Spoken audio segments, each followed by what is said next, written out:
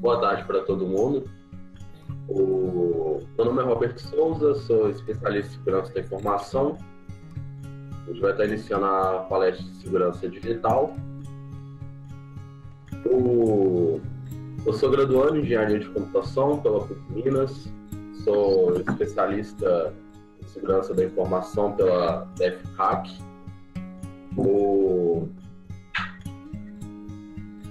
Sou desenvolvedor C#, Java, PHP, C++, estou atuando também com desenvolvimento em Python. Sou diretor de tecnologia na Novidados. Instrutor de cursos na Lipinf, que trabalha na área de ethical hacking, desenvolvimento de cheats. Sou profissional atuante nas áreas de teste de evasão, editoria de rede, sistemas de aplicações, detecção e resposta a incidentes de segurança. Iniciando a palestra, a gente vai falar um pouco sobre segurança, se isso existe. Aí eu gosto de utilizar bem a frase do Sun Tzu, que é: conheça teu inimigo e conheça a ti mesmo, se tiveres combates a travar, 100 vezes serás vitorioso. Essa frase explica muito bem o conceito que a gente tem hoje na área de segurança, que a gente precisa realmente conhecer o nosso inimigo, o que ele quer, o que ele está buscando atrás de um sistema. Segurança, eu não acredito que segurança exista. Segurança é uma sensação que a gente tem, mas uma coisa que tem que deixar bem claro é que segurança não existe 100% de segurança, nenhuma aplicação vai conseguir chegar nesse nível. A gente vai falar alguns pontos que vai mostrar o porquê que não existe 100% de segurança. E quando a gente está fazendo estudo de segurança, o ideal é igual o Sun Tzu fazia. Ele estudava o inimigo para saber como se proteger. Então, para todo desenvolvedor, ele tem que ter uma base, um básico de segurança da informação, entender como que um processo de penetration test funciona para chegar a desenvolver com qualidade. Mas por que isso é necessário? Quando você vai desenvolver na área, um atacante ele vai buscar as falhas, os pequenos erros, pequenas condicionais que está com problema, ele vai estar buscando. Então, quando você desenvolve, você conhecer todo esse processo de penetration test, é interessante para você chegar em um nível de programação interessante. Se você conhecer cada passo, cada processo que um atacante vai fazer contra o seu sistema, a sua plataforma ela vai estar bem no nível de maturidade e segurança bem maior do que antes. Muita gente fala, mas plataforma do Google e etc. é bastante segura. Gmail e tal, Hangout, YouTube, eles têm um certo nível de maturidade, tem equipes de teste, tem várias pessoas atuando na área, então realmente tem um nível alto de segurança, mas como a gente pode ver em algumas notícias que eu vou estar passando aqui, a maioria são provas de conceito, não são notícias atuais, é realmente para mostrar o que aconteceu, o que acontece normalmente. A primeira notícia que a gente está tendo na tela está falando que 5 milhões de senhas do Gmail vazaram em fórum russo sobre Bitcoin. Se o Gmail, que tem uma equipe gigantesca de segurança, que contrata várias empresas para análise de vulnerabilidade, tem um compliance gigante na área e trabalha com inteligência de ameaça e faz vários quesitos e sofre esse tipo de ataque e acaba com o vazamento de senha. O seu sistema, que foi desenvolvido para a padaria, para o supermercado, para o escritório de advocacia, ele não está sujeito a sofrer as mesmas falhas? O Gmail ele é gigante, a Google é gigante, e ela já sofreu e sofre com ataques hacker. A sua aplicação também pode sofrer, então a segurança ela tem que ser pensada. o sistema para uma contabilidade invadido pode te acarretar na falência do escritório. Então, quando você vai desenvolver o software, você tem que pensar na questão da segurança por trás desse software. O outro ponto, falar, mas é porque o Gmail, o Google é foco e hackers russos têm essa vontade e tal, mas na minha aplicação isso nunca vai acontecer. Então a gente tem aqui um dado do Brasil que fala que 220 sites oficiais foram atacados. Isso, a notícia é de 2011, mas ela é bem atual, os dados são até mais alarmantes. Se a prefeitura de Campina Grande do Sul, no Paraná, foi atacada, o que vai fazer a sua aplicação não ser atacada? O que uma prefeitura de uma cidade do interior tem mais nome do que uma aplicação que você criou? Essa notícia demonstra muito que atacante, às vezes, ele não tem direcionamento. Conforme a gente for falando das vulnerabilidades, vocês vão entender alguns métodos de ataque que não determinadamente que não é direcionado. Às vezes eu não penso, eu não foco na sua aplicação. Utilizando o Docs do Google, eu foco numa determinada lista de aplicações e vou testando sites vulneráveis para conseguir ganhar escala. E às vezes você pode ser vítima simplesmente por estar utilizando um Coder Igniter numa versão desatualizada. Então a gente tem que pensar sempre nessa questão de segurança, que não é porque sua aplicação não tem conhecimento, que essa aplicação, ninguém tem conhecimento dela, que ela não vai ser vítima.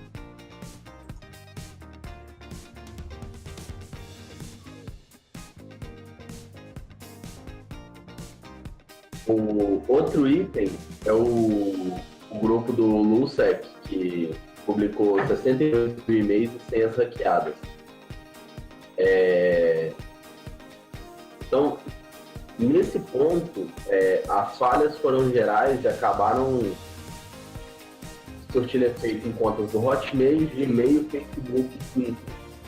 E na área de tecnologia, praticamente são as maiores empresas, as maiores aplicações que a gente tem em conhecimento. Se vaza dados dessas empresas, imagina do seu banco de dados de processo de advocacia, um sistema que você desenvolveu. Tá? Aquilo pode chegar para você, um ataque ele não precisa ser direcionado, mas ele pode chegar em você. Se o cara fez uma pesquisa no Google por um DORC, uma aplicação desatualizada, pode ser que ele consiga chegar no seu site. Outro ponto, a gente fala muito de ataque e negação de serviço. O desenvolvedor normalmente não trabalha muito com infraestrutura, mas acaba que a gente vai acumulando função e o desenvolvedor ele projeta, ele desenvolve, ele desenha, ele mexe no visual e ele ainda faz o deploy da aplicação e ele que configura o servidor.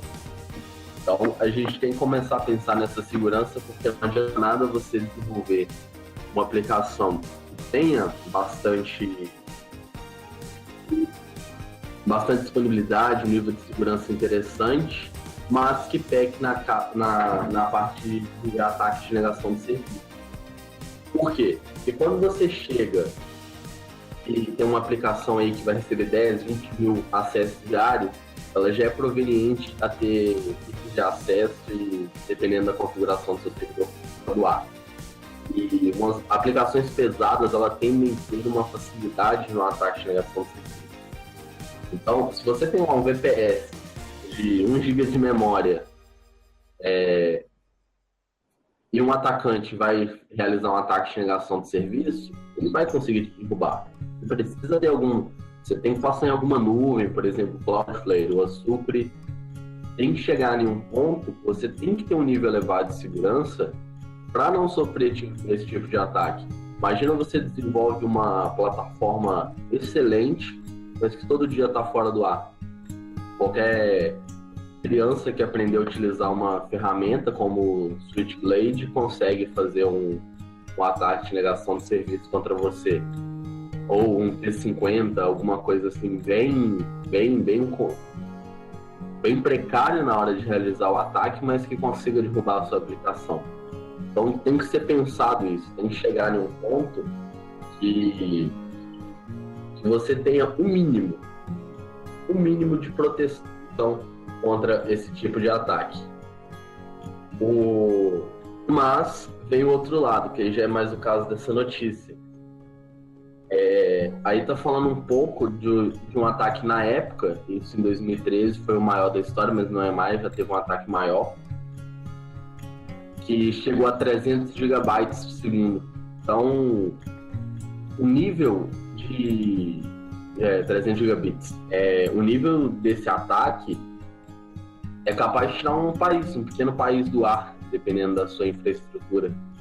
Então, aí você pensa, se um ataque desse nível é capaz de tirar um país do ar, imagina o que não pode fazer com a sua aplicação. Então, de toda forma, a gente tende a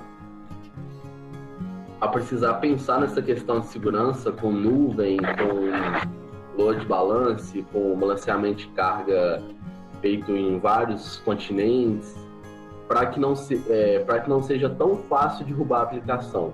Realmente, se a pessoa quiser derrubar, ela vai.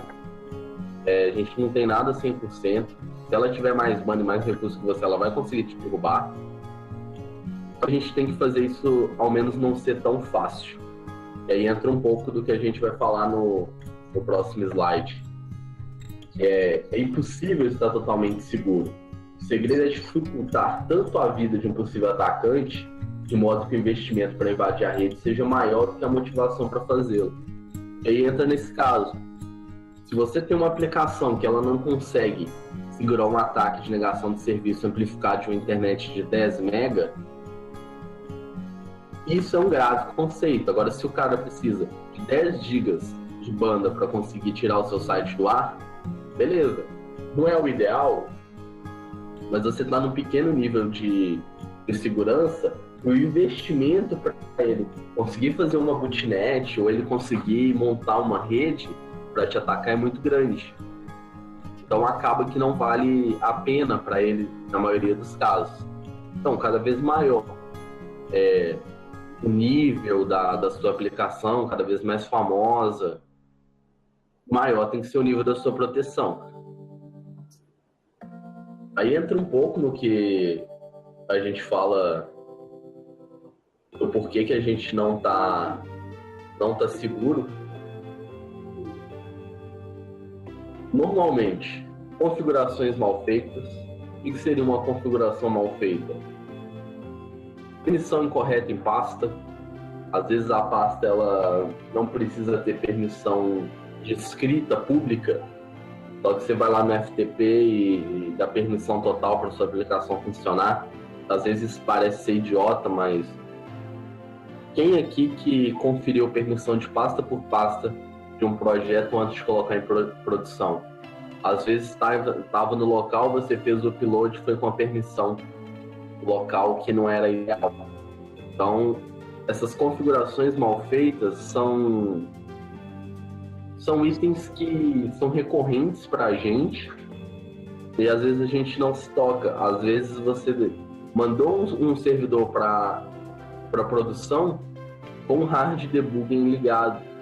Então, qualquer usuário da aplicação consegue ter um conceito lá, inspecionou o elemento, viu o network, está lá conseguindo ter acesso ao código inteiro que está executando, como que está as respostas, os cabeçalhos. Outro ponto, que é os sockets com falhas. Teve um caso de um serviço FTP que ele vinha com backdoor. Você usava um usuário e senha master e você conseguiria ter o acesso total. Então, Internet Explorer nas versões anteriores, você consegue só de acessar um site obter acesso remoto à máquina, como se você estivesse utilizando o TeamViewer e tendo conectado. Então, software por falha tem falha para o Adobe Reader. Tem um site que ele é muito interessante para pegar essas falhas, que é o Security Focus.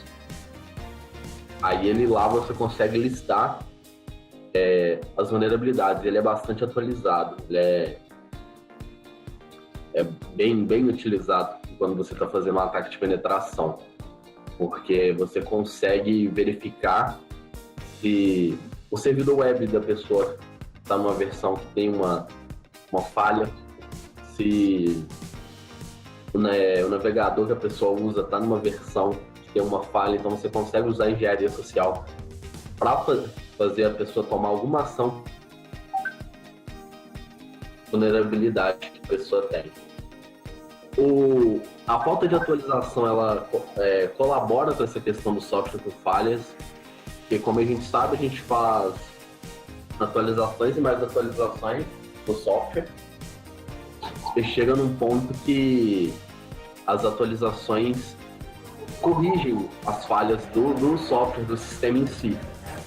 E essas correções acontecem não só no seu sistema, mas acontecem no Word, no Skype, no Excel, no MySQL, no FileZilla, no Photoshop, no Adobe Reader, no Flash.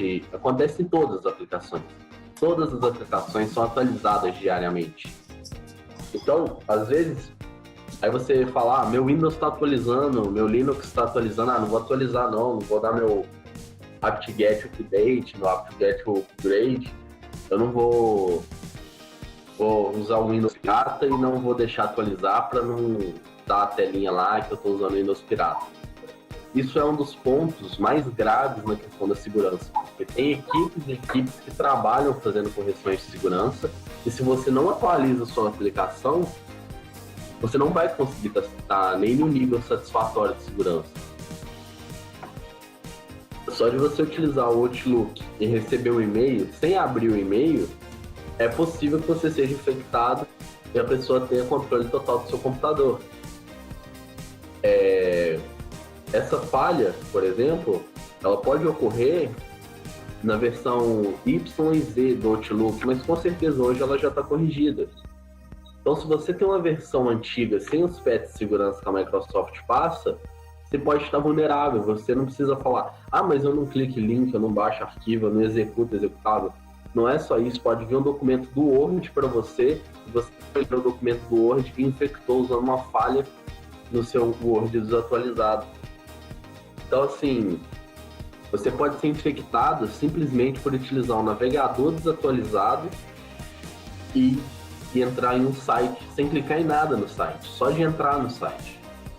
Então, assim, tem que ser pensado essa questão, você tem que manter suas aplicações atualizadas. Resolve? Não resolve. Aumenta o nível de segurança. Como a gente falou anteriormente, é impossível estar totalmente seguro. Mas, você tendo as suas aplicações atualizadas, você vai estar com um nível de segurança maior. A sensação de segurança vai ser maior. Mas, não necessariamente vai fazer você ficar seguro, porque a gente tem falhas que são conhecidas como Zero Day, são falhas que ainda não foram divulgadas. Como são falhas que não foram divulgadas, são falhas que ainda não foram corrigidas. Por exemplo, Heartbleed e esses vazamentos de informação que está tendo da CIA, do caso Snowden. Então, tem várias vulnerabilidades massivas sendo descobertas, tanto para Windows, para Linux, para Android. Então, atualizar suas aplicações não vai resolver esse ponto, essas vulnerabilidades que não são conhecidas. Mas para ter acesso, normalmente, a essas vulnerabilidades, você precisa ou trabalhar com engenharia reversa, ou estar numa equipe de estudo. Não é algo que as pessoas comuns tenham fácil acesso. Então, ao menos, você está protegido ali de grande parte dos possíveis atacantes. E, às vezes, esses atacantes com alto nível de recursos, que têm essas falhas Zero Day, não estão preocupados com o seu pequeno sistema ou com o seu computador. Então, é interessante manter as atualizações, não vai resolver 100% dos problemas, mas vai te manter no nível que Para os atacantes comuns, os possíveis invasores não vale a pena, porque está tudo atualizado e não tem tantas vulnerabilidades. Outro ponto são redes desprotegidas. Acontece muito de fazer conexões em rede Wi-Fi de restaurante, rede Wi-Fi de aeroporto e por aí vai. Quando você está dentro dessas redes, normalmente ela não tem nenhum tipo de proteção, então você consegue ler as informações que estão trafegando, senha de e-mail, formulário, o que a pessoa está fazendo. Você consegue, além de interceptar essa conexão, passar um certificado SSL falso e servir como homem do meio e ler toda a comunicação, mesmo SSL, por trás do que está acontecendo ali. Então, utilizando redes protegidas, e nem só nesse caso de rede Wi-Fi, pode ser rede local,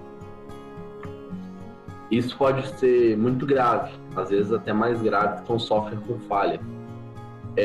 Proteções ineficazes também são bem conhecidas. Por exemplo, um exemplo de proteção ineficaz é a questão do firewall.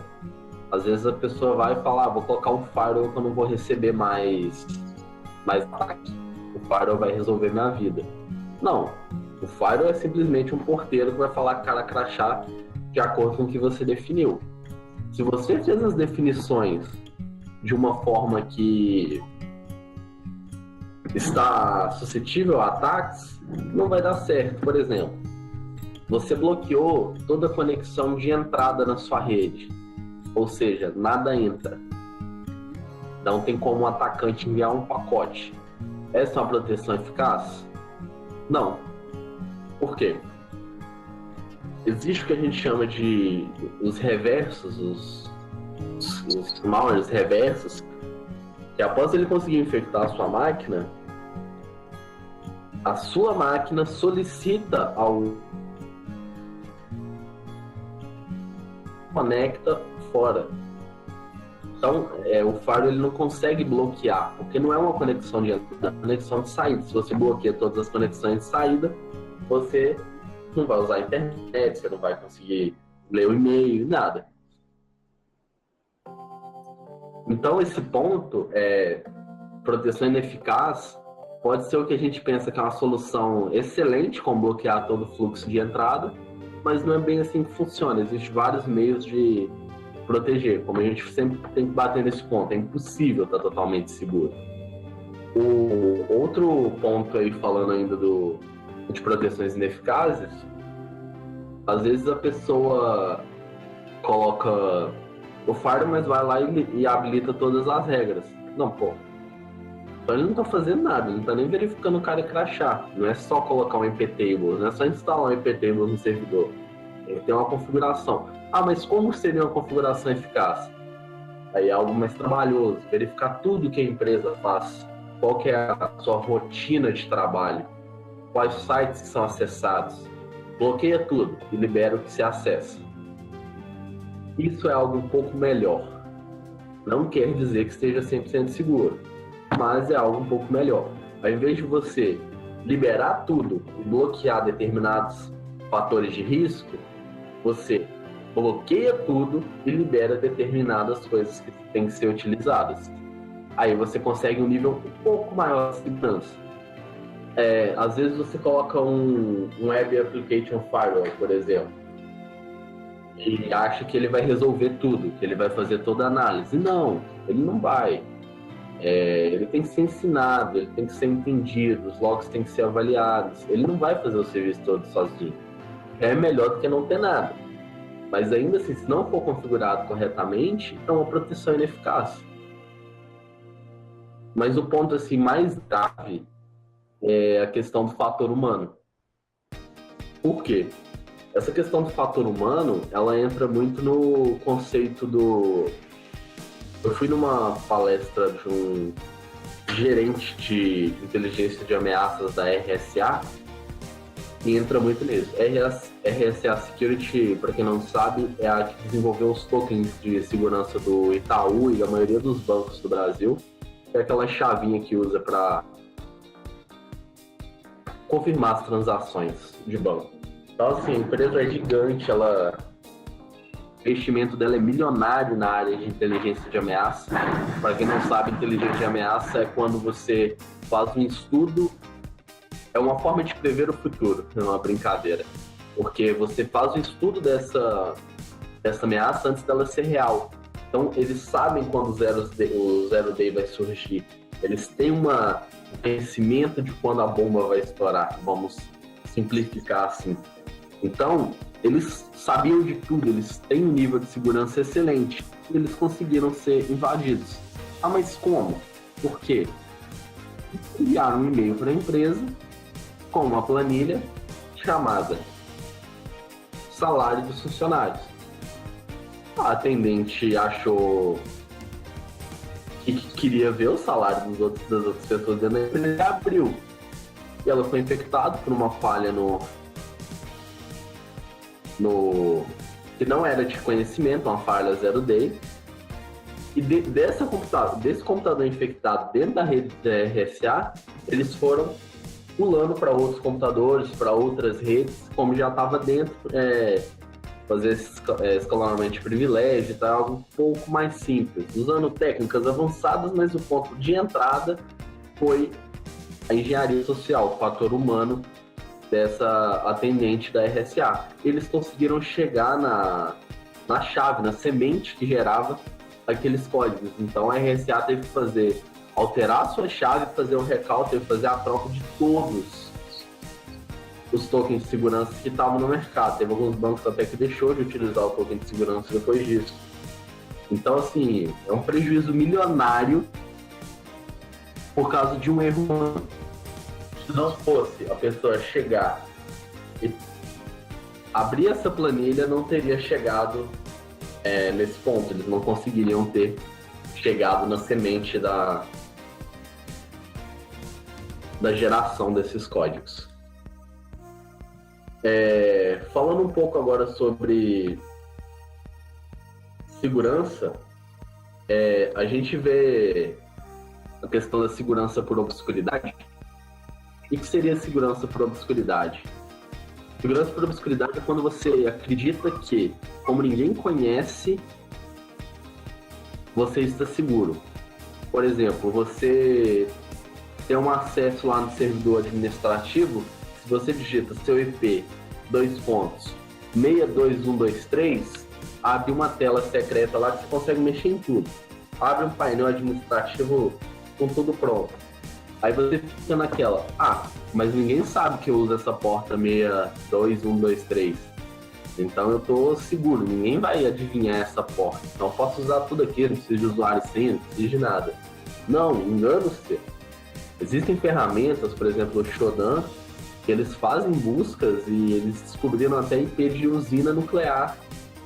Então, não é porque você não vai divulgar seu IP na internet, não é porque ninguém vai acessar que só você conhece, não é porque você compartilhou uma pasta na central e liberou a porta lá no roteador, que só você sabe o IP que está acontecendo ali, ou só você sabe o NoIP, né, o nome de domínio para acessar aquilo, que você vai estar seguro. Existem ferramentas de busca que conseguem encontrar esse tipo de informação. E segurança por obscuridade não é segurança. Você não está seguro, nem um pouco. Então tem que ser pensado nisso. Não é porque só você sabe que se apertar F10 3 vezes na sua aplicação abre o modo super que você está seguro. Pode ser que outras pessoas consigam identificar isso e quebra toda essa segurança. Outro ponto é a segurança passiva, que é a mais utilizada. A segurança passiva ela é utilizada por grande parte das empresas, dos desenvolvedores, que ela é semi-automática, é desatualizada e ela é pouco eficiente. O que seria isso? Ela não utiliza testes de invasão para identificar falhas, ela não utiliza inteligência de ameaça, ela não é constantemente atualizada, você não faz atualização de regras do IP Tables, não faz manutenção de segurança, não tem uma política, não tem um controle. Ela não é eficiente porque ela usa várias ferramentas para automatizar a segurança que não trazem uma real segurança. E a gente tem a segurança ativa, que é aquele caso ideal, que não vai te deixar totalmente seguro, mas que te daria um nível maior aí de maturidade na segurança. Essa segurança ativa é uma segurança que você vai trabalhar com inteligência de ameaça, que você vai realizar testes de invasão periódico, que você vai realizar toda essa verificação da política de segurança, da maturidade de segurança da sua aplicação, do seu negócio manualmente. Você vai verificar, eu estou utilizando o meu projeto Laravel com Vue.js na versão tal e tal. Tem uma atualização? Tem alguma falha para essa vulnerabilidade? Tem alguma vulnerabilidade para essa versão que eu estou usando? Eu tenho que atualizar? Eu posso corrigir? A gente usa diversas bibliotecas no desenvolvimento. Agora, são poucas as pessoas que, quando vai utilizar uma biblioteca, pesquisa biblioteca tal vulnerabilidades. Às vezes você tem várias bibliotecas anexadas no seu projeto com vulnerabilidades que estão ali como uma bomba relógio, que qualquer invasor mal intencionado, qualquer atacante, possível atacante, vai conseguir utilizar essa biblioteca para tomar acesso total na sua aplicação. A segurança ativa ela é mais cara, ela tem que ser bem manual, mas é bem mais eficiente do que a passiva por obscuridade. A passiva é que a gente mais vê no mercado, que coloca um antivírus lá no servidor e acha que está tudo certo, não precisa fazer mais nada. Aí a gente fala um pouco do por que tem que utilizar senhas complexas. Isso parece ser voltar, retroceder 5, 10 anos atrás, mas por que a gente tem que utilizar essas senhas complexas? Entra um pouco naquele conceito do o que é melhor, uma senha grande ou uma senha difícil? É uma senha com caracteres especiais, com letras maiúsculas, minúsculas? O que realmente é interessante nesse ponto? Aí a gente chega num consenso, principalmente quando você está na área de desenvolvimento em desktop, que tem um nível maior de processamento para esse tipo de coisa. Você está usando aplicações C, alguma coisa assim, para você começar a desenvolver aplicações para quebrar a senha. Senhas grandes são muito difíceis de serem quebradas. Então, se você tem uma senha de 12, 16 caracteres, para quebrar essa senha é praticamente improvável com o nível de computacional que a gente tem. Lógico, tem supercomputadores aí que iriam conseguir fazer o trabalho, mas como a gente já disse, não dá para ficar 100% seguro. Mas utilizar um supercomputador para quebrar sua senha do e-mail seria algo meio que desproporcional. Volta àquele ponto. O investimento não valeria a pena sobre a motivação que a pessoa teria. Então, assim, usar a senha complexa tem que ser utilizado, porque às vezes até se você usa uma senha simples, até para fazer uma quebra de hash, alguma coisa é muito fácil. E vocês como desenvolvedores, que é o foco do grupo aqui, tem que pensar em até exigir do usuário uma política de senha ao menos média. Porque para ele não utilizar 1, 2, 3, 4, 5, 6, porque é um pouco de responsabilidade de vocês orientar o usuário para não fazer isso.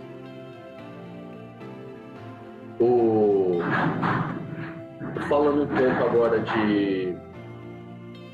do Penetration Test, do que a gente...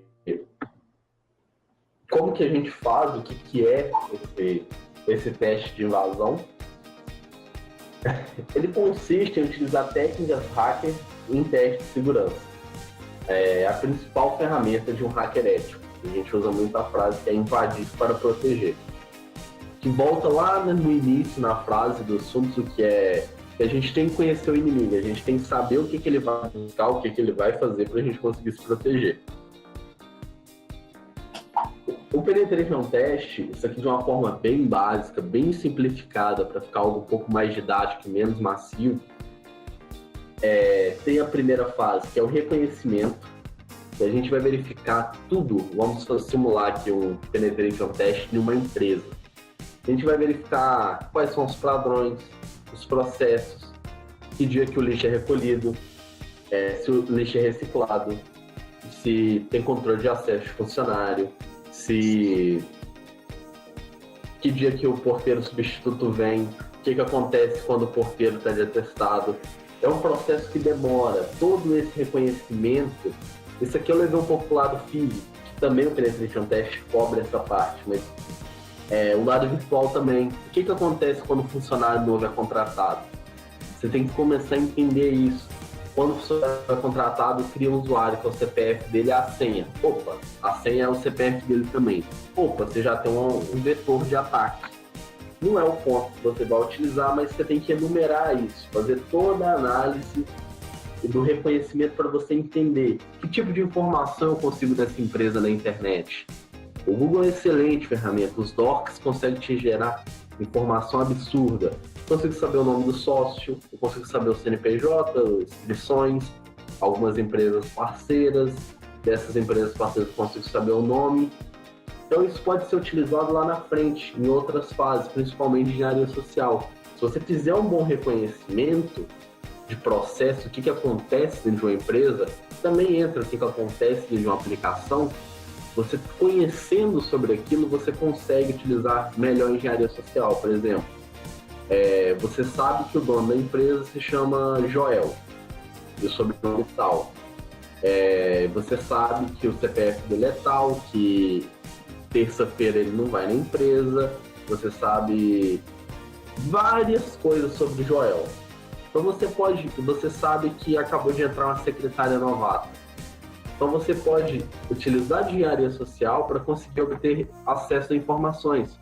Você sendo um bom engenheiro social, você liga para essa secretária novata, diz ser o Joel, utilizando, a gente vai falar um pouco sobre essa questão de engenharia social, utilizando um ponto ali de arrogância, um tom de superioridade, demonstrando ser o chefe, e pode fazer ela te mandar, por exemplo, um arquivo, uma planilha com algum dado sigiloso que você queira obter. Aí depende do foco do teste de invasão. Normalmente a gente pega o que é crítico para a empresa e tenta chegar nesse objeto. Então, assim, você ter o conhecimento, reconhecer todo o processo da empresa, da aplicação, é um ponto interessante. A varredura, ela está nesse ponto, mas agora já pensando um pouco, eu já penso um pouco mais na parte de aplicação, quais portas estão abertas, quais serviços, entra um pouco no reconhecimento também, quais serviços são utilizados. Utiliza Apache, Unix, usa PHP, ASP, IS, servidor Linux, Windows, FreeBSD. Tá utilizando os computadores, são o quê? Qual versão?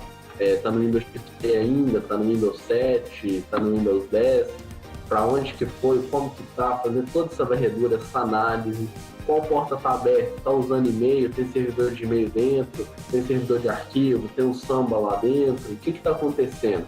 Você precisa ter tudo isso listado para dentro das próximas fases você começar a entender um pouco melhor. Por exemplo, dentro do nível 3, que a gente chama do ganhando acesso, como que a gente vai conseguir ganhar acesso? Você descobriu que ele utiliza um servidor de FTP para o FTP versão 1.2. Opa, lá no reconhecimento, na varredura, você listou tudo que ele usa. Vamos voltar naquele site que a gente falou um pouco anteriormente. Security Focus. Vou jogar aqui. Aplicação tal, versão tal. Tem vulnerabilidade? Opa, tem. Pronto. Já tem um vetor de ataque. Coloco ele do lado. Vou passando. Eu vou ter vários vetores de ataque. E a partir desse vetor de ataque, eu vou começar a tentar ganhar acesso. E tem algumas ferramentas básicas que a gente usa, por exemplo, o Meterpreter, que vai conseguir utilizar essas vulnerabilidades para conseguir colocar um malware lá. Você vai conseguir ter um acesso aos arquivos, você vai conseguir ter um acesso à conexão remota, você vai conseguir executar isso com poucos comandos, ter uma aplicação vulnerável e com a porta aberta. Então, mas porta aberta? Só a porta aberta por si só não resolve nada, mas uma porta aberta para uso de uma aplicação com uma vulnerabilidade é um ótimo vetor de ataque. Você conseguiu fazer todo esse processo, tem vários vetores de ataque, ganhar acesso vai ser simples. Depois que você ganhou acesso, normalmente você vai ganhar acesso a uma máquina da rede de usuário, uma máquina simples. E ali você tem que utilizar outras ferramentas para escalar primeiro. que aí entra mais em falha do sistema operacional em si. Utilizar, por exemplo, a gente tinha uma falha acho que era no Windows XP, se eu não me engano, que você executava, você era usuário comum da máquina, podia ser um convidado, e você criava uma tarefa agendada. E a tarefa agendada, você criava uma tarefa agendada para abrir o prompt de comando. E a tarefa agendada, ela roda com o usuário system do Windows, que é o usuário que está acima do administrador, que é o usuário do sistema, que tem permissão total. Então você conseguia abrir o prompt de comando como system. Então você podia mudar a senha do administrador, criar um usuário, te colocar como administrador, e é isso que você vai fazer. Você ganha um acesso, você tem que escalar o privilégio para você chegar em servidores da rede. E depende do foco, né? Às vezes o foco é uma planilha desse computador que tem lá informações sigilosas do negócio. Às vezes o foco é você chegar no servidor e fazer a empresa parar de funcionar. Aí nesse ponto, nessa máquina, você vai usar já alguma coisa para derrubar a rede. Então vai depender muito do seu objetivo. Normalmente o objetivo é definido antes do penetration test com quem está te contratando. Aí ele vai falar. Aí você pergunta, o que prejudicaria a empresa hoje? O que seria... o que realmente afetaria seu negócio? O cara vai falar, olha, aqui afetaria se a gente ficasse sem rede por um dia. Aí a gente ia perder 2, 3, 4 milhões. Opa, esse aí é um possível foco do meu ataque. O que mais? Se tivesse acesso à planilha de próximos desenvolvimentos de inovação, a gente ia perder 8 milhões de reais, mais ou menos, em patente que está saindo registro lá no INPE. Opa, é outro possível foco de ataque. Então, fazer toda essa análise é um dos pontos do Penetration Test. Dentro de uma aplicação web, o que seria ruim? Conseguir acesso à tabela de usuário e senha. O que mais seria ruim? Conseguir acesso ao FTP do servidor, para você poder baixar um projeto. Imagina você tendo acesso ao FTP do Facebook, conseguir baixar o Facebook, disponibilizar no GitHub da vida aí, no PageTV para galera. Então, para que ninguém ia conseguir rodar, né? Porque ninguém ia ter recurso para isso. Mas seria algo bem grave para a aplicação. Depois que você ganhou acesso, você tem que conseguir manter o acesso. O que seria manter o acesso? Colocar um backdoor, uma porta de entrada ali, que mesmo se a pessoa consiga corrigir as falhas que os vetores de ataque que você utilizou para chegar no servidor, mesmo que sejam corrigidos, você consiga chegar em um ponto de entrar novamente. Ali você vai colocar uma portinha dos fundos para você conseguir ter um acesso futuro. Depois desse passo de você conseguir manter o acesso, às vezes manter um acesso é a coisa mais simples do mundo. É criar um usuário no servidor que tenha a área de trabalho remota habilitada. Pronto, você criou um usuário, eles têm acesso para sempre.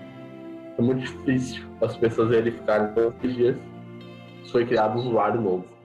Principalmente em empresas que têm 30, 40 servidores.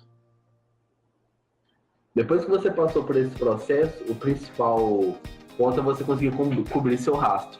É apagar os logs do seu acesso, apagar o que você fez. Por quê? Para que não seja possível identificar quem foi o invasor e como que ele entrou. Se não for possível identificar, vai ser mais difícil corrigir as falhas que fizeram o invasor conseguir chegar lá, e isso, consequentemente, vai dificultar todo o processo. Lógico, quando a gente faz um penetration test, um teste de invasão, a gente tem que documentar todos esses passos, tem que ter um contrato, um termo de sigilo, tem que ter toda uma conduta para conseguir fazer isso, porque isso é gravemente prejudicial às empresas. É uma área que tem crescido, mas que ainda é bem complicado de uso, por causa que as empresas normalmente não investem na segurança. É aquela questão, às vezes a pessoa não paga seguro. Elas perdem o carro, mas não gostam de pagar o seguro. Aí depois que acontece um ponto grave, um familiar que vê, nossa, fulano perdeu o carro e não tinha seguro, Não, eu vou fazer seguro. E é mais ou menos o que está acontecendo. As empresas hoje estão voltando mais para o lado da segurança por causa dos itens de ransomware que apareceram no mercado. O estouro de sequestro de informação fez as empresas começarem a se preocupar um pouco mais, mas ainda é muito pouco. Vamos falar um pouco de vulnerabilidade de rede. Vulnerabilidade de rede, tem várias vulnerabilidades, vou dar alguns casos aqui, é mais para conceito mesmo, para entender como que funciona, o que realmente dá para fazer, que é praticamente tudo. O spoofing, quer jogar informação falsa na rede, você pode se autenticar fingindo ser outra pessoa dentro de uma rede. Não necessariamente o cliente precisa estar online para isso, você pode fingir ser está dentro de uma rede corporativa que cada um tem um IP vinculado ao Mac. Você consegue fingir ser o seu colega de trabalho, executar ações fingindo ser ele, e quando for verificar no log vai estar lá literalmente o IP, o Mac do seu colega de trabalho, e você pode fazer ele ser demitido, por exemplo. Então, o spoofing dentro de rede ele é bem complicado de se lidar, porque o risco é muito grande que se ele for bem utilizado, consegue causar um estrago muito grande. O DNS spoofing ele é muito interessante. O IP spoofing é mais ou menos isso, né? De você conseguir simular ser outra pessoa. Você pode tentar invadir a rede, mas você usa o IP spoofing para aparecer o IP do chefe, que aí ninguém vai conseguir chegar até você com tanta facilidade. O DNS spoofing ele já é um pouco mais interessante. Você pode, por exemplo, quando a pessoa digitar itaú.com.br, utilizando o DNS spoofing, você pode redirecionar, utilizando alguma técnica que a gente vai falar no próximo slide, mas o DNS spoofing pode redirecionar ele para acessar o seu servidor local com a cópia do site do Itaú, mas lá no navegador dele vai ter escrito itaú.com.br. E ele vai digitar a senha e tal, e você pode fazer toda a engenharia social para limpar a conta da pessoa, por exemplo. Então, assim, essas técnicas são simples, mas muito eficazes. O risco, se bem utilizado, o negócio é gigantesco. Outro ponto é o man in the middle, que são conceitos, assim, milenares, mas que são ótimos casos de uso, porque o man in the middle simplesmente é você ficar no meio da conexão. Tudo que passa ali você vai fazer, interceptar isso, você consegue alterar isso em tempo real, alterar as requisições, mas principalmente você consegue ler o tráfego, ler o usuário quem está passando, ler o que a pessoa está acessando. Então, assim, se você não conseguir tratar isso muito bem dentro da sua rede, o que é difícil, vai ser difícil. O man in the middle ele pode ser local ou remoto. O local a gente vai usar envenenamento ARP. No remoto a gente vai usar o proxy. Como que a gente vai utilizar esse remoto? É simples. Um pequeno arquivo que vai utilizar uma falha no navegador pode configurar ele para passar para um servidor proxy primeiro. Esse servidor proxy é tudo. Que é um pouco do pessoal que fica reclamando das VPNs. Porque você usa uma VPN, mas no caso a VPN ela pode tá lendo toda a sua informação. Então, assim, tem que ter muito cuidado nisso, porque você vai usar uma VPN para ter mais segurança, mas você está dando a oportunidade daquela empresa proprietária da VPN ler qualquer comunicação que você está fazendo. Então, assim, tem que ter muito cuidado tendo a utilização desse tipo de tecnologia. Tráfego criptografado não resolve, não adianta você, eu uso SSL, SSH, RDP, não. Se tiver que ser capturado o tráfego, ele vai ser capturado do mesmo jeito. A quebra pode ter que acontecer uma quebra de criptografia, etc. Mas só de você estar utilizando o SSL não resolve nada. SSL strip, várias outras técnicas aí que a gente consegue ler sua conexão mesmo com criptografia. Falando um pouco agora de vulnerabilidades web, que aí entra um pouco na área de vocês, eu tenho um artigo que que vocês conseguem verificar, que fala um pouco sobre vulnerabilidade web, que é um pouco mais atualizado.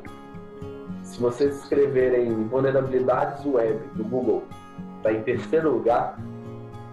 Aí você vai conseguir ver aqui, é um artigo da Inovados que eu escrevi, que fala sobre as 10 principais vulnerabilidades web, que está dentro do OWASP, e é o projeto open source de segurança web, e está saindo agora o OWASP 2017. Aí está saindo o top 10 e esse artigo meu foi uma tradução um pouco mais didática do OWASP Top 10. Então, depois eu recomendo a leitura para vocês. Só pesquisar no Google vulnerabilidades web. A terceira opção está aqui, as 10 principais vulnerabilidades de aplicações web. Se vocês pesquisarem um termo um pouco mais exato, as 10 vulnerabilidades de aplicação web, vai estar lá em primeiro lugar no Google. É um assunto assim bastante interessante, que ele é atualizado diariamente. A gente vai falar um pouco das vulnerabilidades aqui, mas de uma forma um pouco mais didática, só para ver o conceito. Então, às vezes, a gente não vai utilizar algo tão atual, mas são casos ainda que funcionam até hoje. Falando um pouco aí de PHP Injection, por exemplo, o include mal configurado. Às vezes a gente não trabalha muito com padrão de projeto, faz de qualquer forma. A gente vai fazer a rota. O que seria a rota? A rota é... o que tiver depois da barra, eu vou dar um include. O que tiver depois da barra. Eu faço a leitura lá, get, e faço o include no meu get. Poxa, isso aí é tudo que eu queria num servidor que eu fosse testar. O que eu consigo fazer com o PHP Injection seria include de um servidor externo.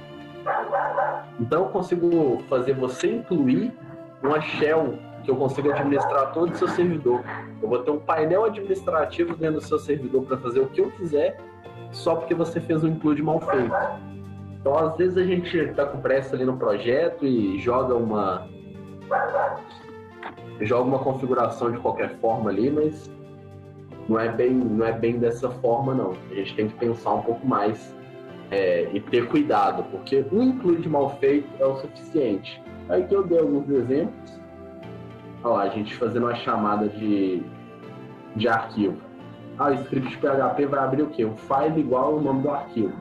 Não necessariamente, eu posso passar, se isso não for tratado, um script que está em outro site, no servidor meu, e acabar tendo um acesso indevido ao seu servidor só por causa dessa falha. Outra forma de PHP Injection é que às vezes a gente executa comandos. É muito comum, se a gente tem que criar o nosso próprio sistema de cron job, nosso sistema de tarefa, a gente precisa executar comandos no Shell Linux, ou às vezes no prompt de comando Windows, se você estiver utilizando o IES. Às vezes a gente pega esse comando lá por post, por header, por get. Aqui a gente está pegando o comando por get, mas não necessariamente a gente precisa. A gente pode pegar lá por post e fazer a mudança disso. Então, esse script que eu passei aqui, ela me dá acesso ao prompt de comando e eu consigo usar qualquer comando do prompt. Então eu vou ter o acesso total aqui ao servidor com o prompt de comando. Essa script que eu passei dentro do meu arquivo, do meu servidor atacante, eu passei uma script que vai fazer a abertura do prompt de comando. E do lado eu mostro como que eu vou usar.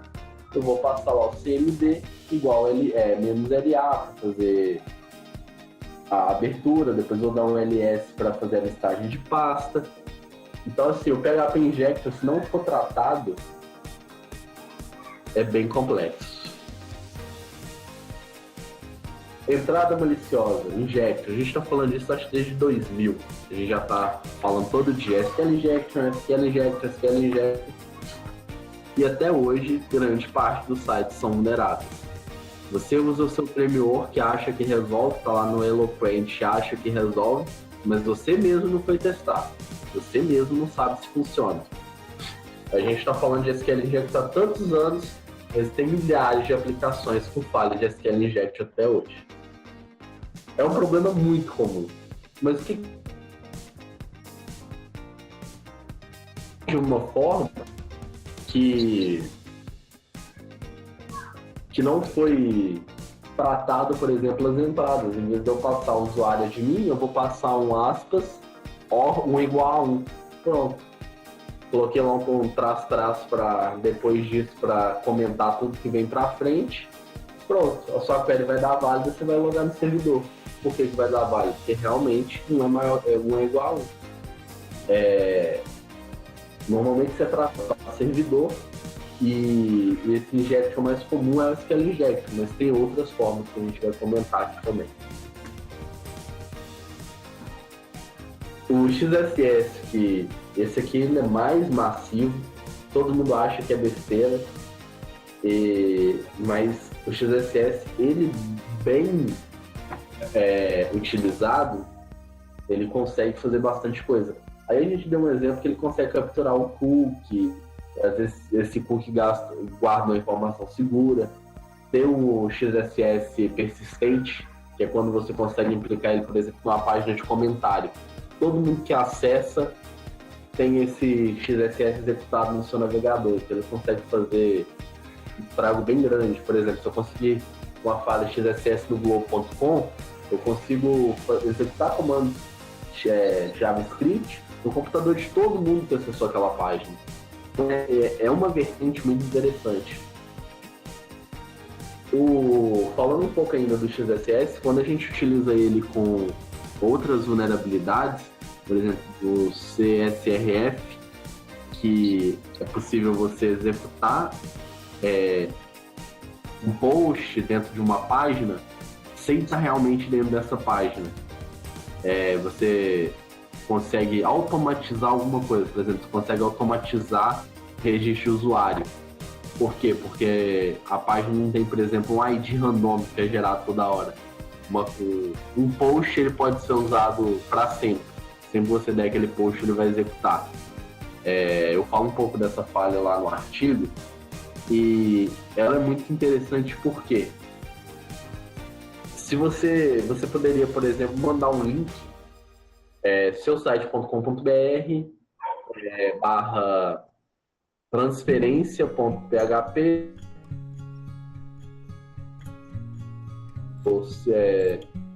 de ciclano valor tal. Se não tem nenhum código nessa transferência, só usa a seção por si só e não tem nenhum código para garantir, não tem nenhum token para garantir que foi o sistema naquele exato momento que fez a execução, isso pode ser utilizado com uma saída maliciosa XSS e fazer um grande estrago. Por exemplo, lógico, vou dar um exemplo meio teoria da conspiração, mas para conceito serve. Hoje os bancos têm uma determinada segurança em todos os aspectos, de token, precisa de senha e tal.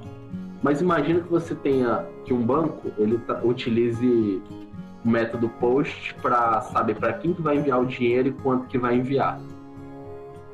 Ele não tem proteção contra a vulnerabilidade. Então, se você executar um link, transfere o dinheiro. Mas você tem que estar logado certinho. Imagina se essa falha é no Banco Santander.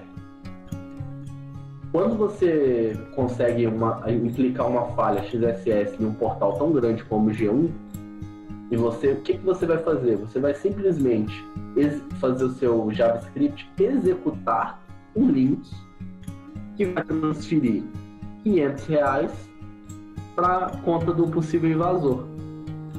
Toda pessoa que acessar o site do G1 e estiver logado no banco vai ter o seu dinheiro transferido. Então, assim, é um exemplo assim meio teoria, porque o banco tem a proteção e tal, mas isso pode acontecer na sua aplicação. Um blog da cidade pode ser invadido, e se a sua aplicação não tiver proteção contra CSRF, você vai poder ter várias ações sendo executadas lá dentro, sem que a pessoa tenha conhecimento, só a gente está acessando outro site e ter a sessão logada dentro do navegador. Então é algo bem grave que tem que ser analisado. Aí eu citei aqui os principais, mas lá no artigo, como eu falei, estou citando o top 10, que é mais focado na vulnerabilidade web, e aí vocês podem dar uma lida lá. Falando um pouco de vulnerabilidade de malware, a gente falando aqui do Keylogger, nossa, quanto tempo aí que a gente ouve falar de Keylogger. Isso aí, 1990 e não sei quando, já tava com isso. O que o Keylogger faz? Realmente, é aquilo mesmo, captura as teclas que você digita e tal. Aí você pensa, não, mas aí resolveu o meu problema? Se eu digitar no teclado virtual? Não, a gente também tem o Screen Logger, que ele vai conseguir fazer gravação de tela. A gente vai até ver aqui no próximo slide, Perfect Keylogger, que ele já é um pouquinho mais moderninho. Ele já consegue tirar a print da sua tela em tempo real. Envia isso tudo por e-mail, a instalação é remota, você não precisa fazer nada. Às vezes você pode instalar e mandar colocar na pastinha na rede e só ficar vendo o que a pessoa está fazendo ali em tempo real. E hoje a gente tem muito Keylogger remoto, que você instala e ele fica enviando essas informações, ele não precisa nem ter instalado no computador, ele roda ali como um backdoor, envia tudo ali pro seu e-mail que a pessoa está digitando, e às vezes ele tem algumas modificações que ele não é detectado por antivírus. Então é algo que até hoje é muito utilizado. A gente pensa, nossa, mas Keylogger é algo tão velho, mas é um malware muito, muito utilizado. A gente falando aqui do Mist, ele é de 2003, mas é a prova de conceito que eu mais gosto de utilizar. Ele faz a conexão comum e aquela conexão reversa. Ele faz a vítima conectar no servidor para que não seja, para não precisar passar no Fire, se o Fire tiver um bloqueio e tal. Ele faz toda a captura de tela, o Keylogger, né? A captura de teclas que foram digitadas, o Screen Logger, a captura de tela.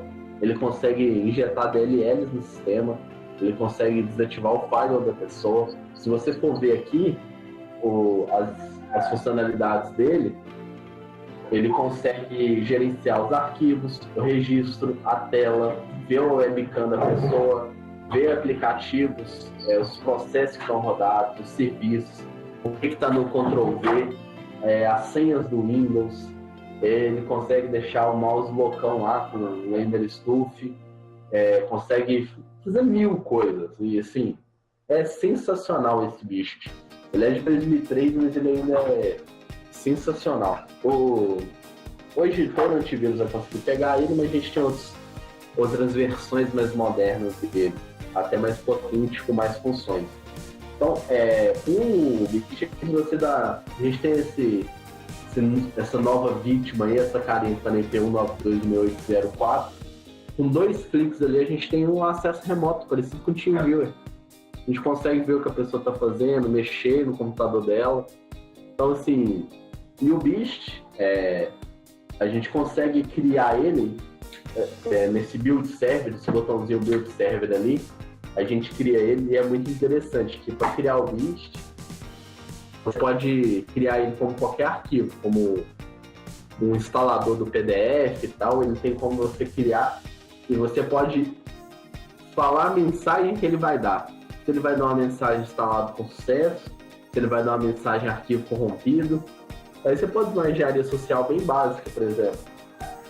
Você quer invadir uma pessoa, aí você fala, o computador... tô tentando rodar um programa aqui, mas tá dando corrompido. Verifica aí se seu programa é no computador ou se é o arquivo. Aí você manda um arquivo do Beast e você lá no build server você coloca para mim você marca a opção, avisar que está corrompido. A pessoa vai dar 2 cliques e já vai aparecer na tela, arquivo corrompido. Ela deu o ok, rapaz, tá corrompido mesmo. Pronto, o computador foi infectado. Então assim, o bicho ele consegue falar arquivo corrompido, tá faltando arquivo. Hoje tem uns muito mais modernos. Fala que foi executado com sucesso. Dá para ele simular seu Adobe Reader. Instala o Adobe Reader e instala ele junto. Então, se a pessoa te pede um aplicativo, tem muito tempo atrás que os grupos hackers estavam fazendo os bunkers, né, que fazem roubo de cartão de crédito, etc. estava fazendo anúncio, tanto no AdWords quanto no Yahoo lá. Quando você pesquisava, você formatava o computador, você jogava lá Google Chrome, você jogava lá Firefox, WinRAR. Antes do original tinha um anúncio. Pô, mas o cara tá anunciando aqui. E às vezes era um site falso, usando cartão de crédito roubado, fazendo anúncio, com o WinRAR de verdade, só que junto de um bichozinho desse. Então é muito interessante. Até hoje é utilizado. E as possibilidades, como vocês viram, foram infinitas. Aí tá um exemplo aí, quando a vítima clica lá e ele faz a conexão reversa, aparece lá, nova vítima disponível. Aí a gente fala, não, mas eu não uso internet, eu não vejo nada, eu tô seguro. Não necessariamente, a gente tem vulnerabilidades físicas, e essas vulnerabilidades físicas a gente consegue chegar num ponto que não necessariamente você precisa fazer uma invasão através de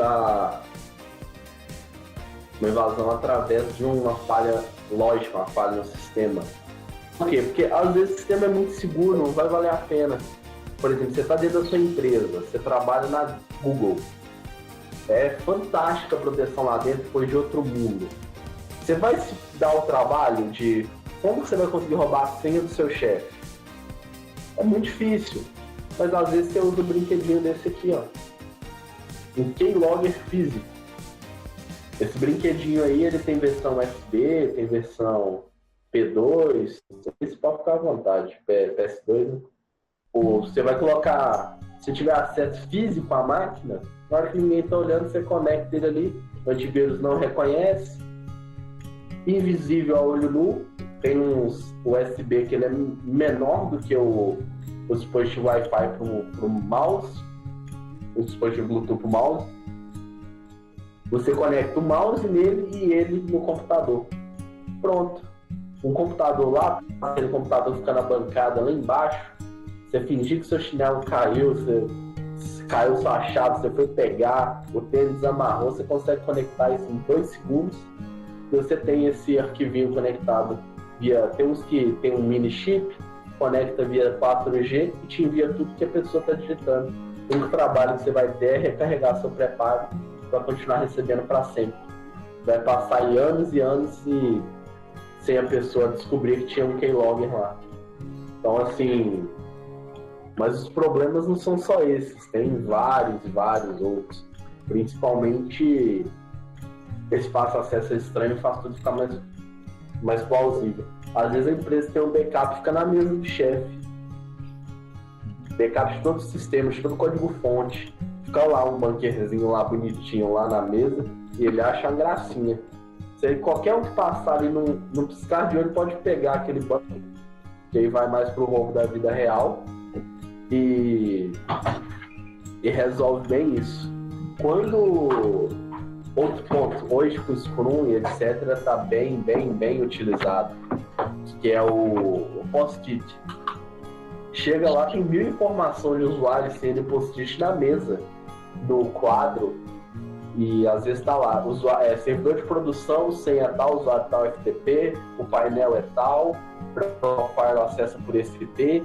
Então, assim, as empresas recebem às vezes uma visita de um futuro cliente, que às vezes está lá só para fazer aquela primeira parte do penetration test, que é do reconhecimento, e consegue de uma hora ali no celular tirar foto de todo esse acesso. Na mesma sala que você recebe o cliente, você tem todas essas informações. Então é muito risco. Fax e e-mail sobre a mesa. Hoje a gente está usando pouco fax, mas e-mail sobre a mesa, e-mail com sigiloso, é uma absurda quantidade que a gente vê dentro dessas empresas. Problema com backup. Às vezes o backup é dessa forma que eu falei, está acessível. Às vezes o backup está liberado, às vezes o backup, você digita o nome do site da empresa, /backup, lista lá todos os backups da empresa. Se eu usar o Shodan, tem uma ferramenta chamada Shodan HQ. O site é shodan.io. sensacional que você consegue acessar. É muita coisa, é muita coisa. Então, assim, aí você vai ver mais ou menos o que a gente vê de problema. Servidor SIP de telefonia VoIP, com usuário e senha padrão. Aí você consegue conectar através do aplicativo SIP o seu telefone e fazer ligação de graça. Você consegue ver sistema de câmera de várias empresas que deixaram o usuário e senha padrão.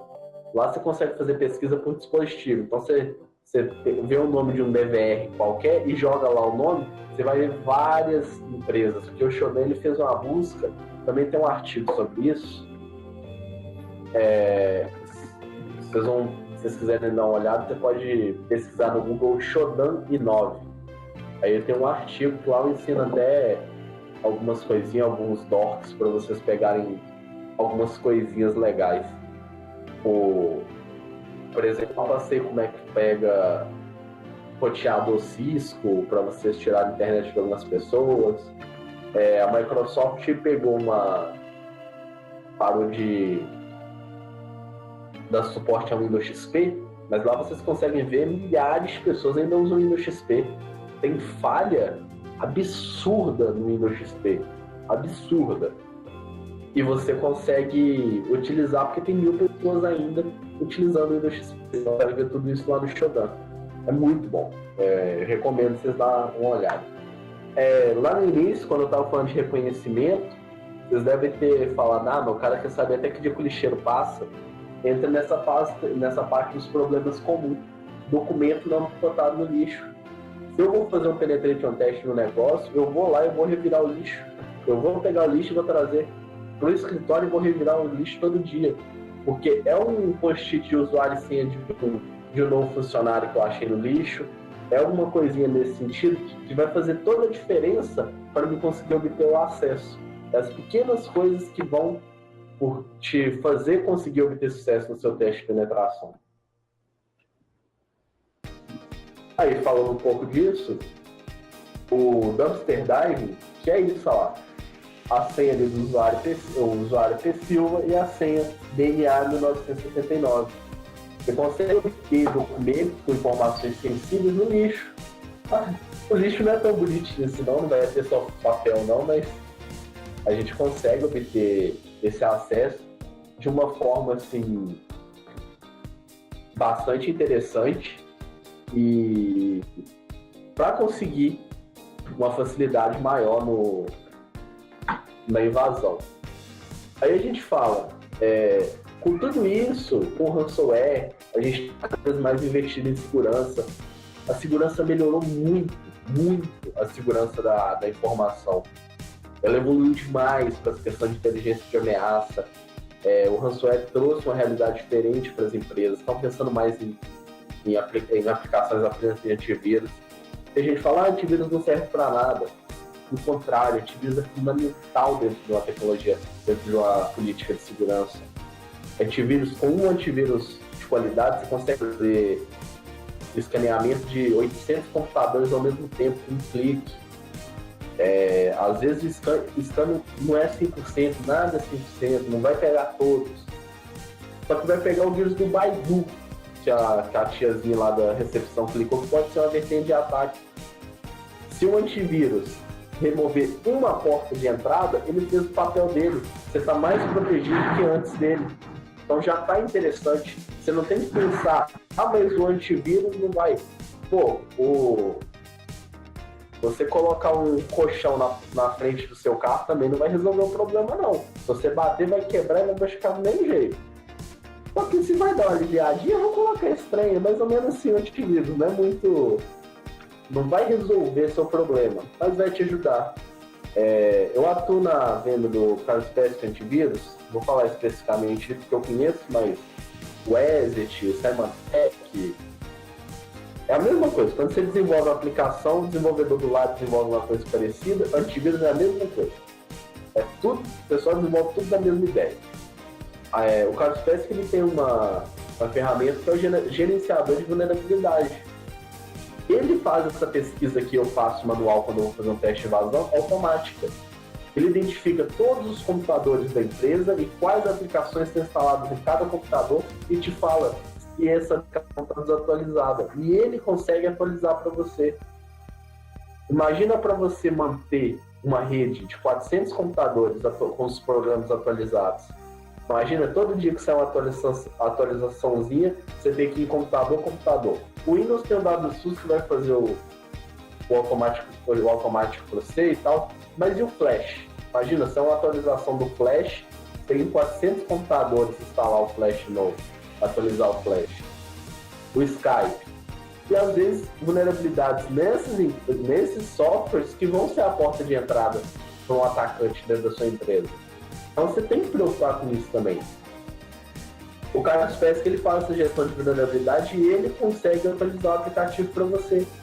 Com poucos cliques, você vai deixar todos os aplicativos da sua rede atualizados e o nível da sua segurança vai aumentar um pouco.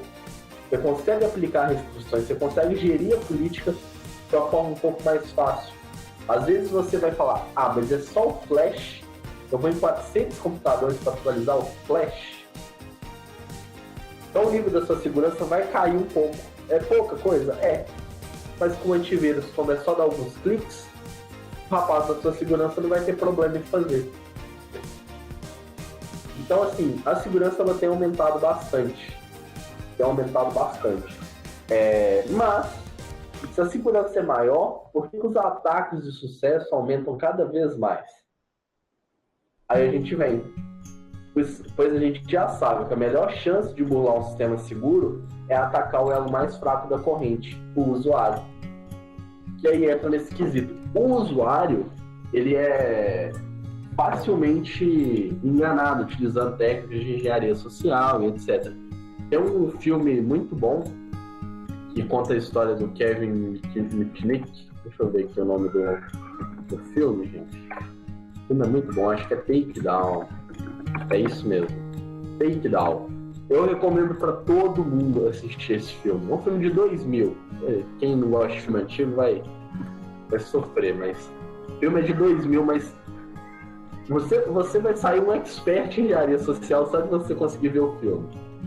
É o que vai do mais clichê do esqueci meu crachá até o mais complexo de engenharia social. O filme conta a história dele, que ele conseguiu,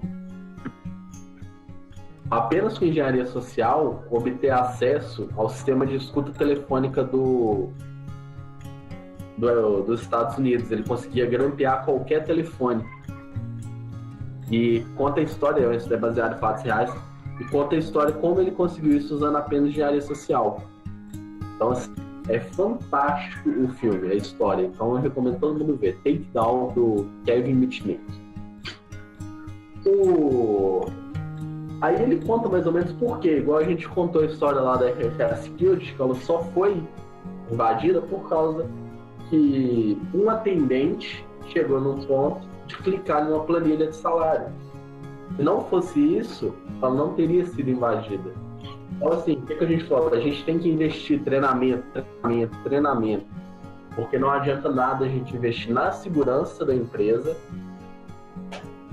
colocar firewall, vários servidores, redundância, se a gente não treinar nossos funcionários, não se treinar, e principalmente quando a gente está desenvolvendo a aplicação, não treinar os usuários. Às vezes a gente só desenvolve por desenvolver e não acompanha o que vai acontecer. A gente precisa treinar os usuários. Às vezes para a gente isso é meio caro, é meio fora de mão, mas a gente tem que mostrar para o cliente a importância desse treinamento. O conceito básico que vocês tiveram hoje de segurança da informação foi o básico. Mas já deu para vocês verem a possibilidade, até onde dá para ir. O que a gente pensa, o que passa na cabeça de um hacker ético. Então, assim, quando a gente pensa nesse ponto, é o que a gente vai utilizar